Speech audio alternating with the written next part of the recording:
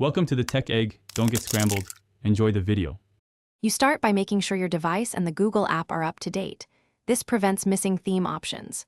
Once updated, sign into the Google account tied to your assistant so changes persist across devices. Now open the Google app, tap More or your profile, then choose Settings and select Google Assistant.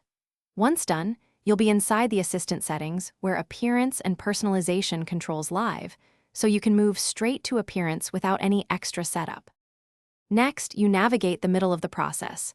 In Assistant settings, tap the Assistant or U tab, then look for Personalization or Appearance options. These controls group themes, color accents, and display modes together so you can compare at a glance. Tap each theme to preview how cards, background color, and text contrast change. This helps you pick legibility over aesthetics when needed. Make choices deliberately. Themes affect both mobile and smart display appearance once synced. Finally, apply your chosen theme and accept any prompts to sync settings across devices.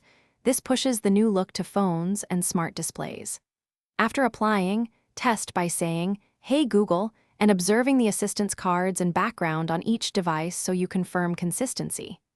If the theme does not take effect, make sure the Google app is updated, clear the app cache, restart the device, or sign out and back in. These steps resolve most sync and cache-related theme problems.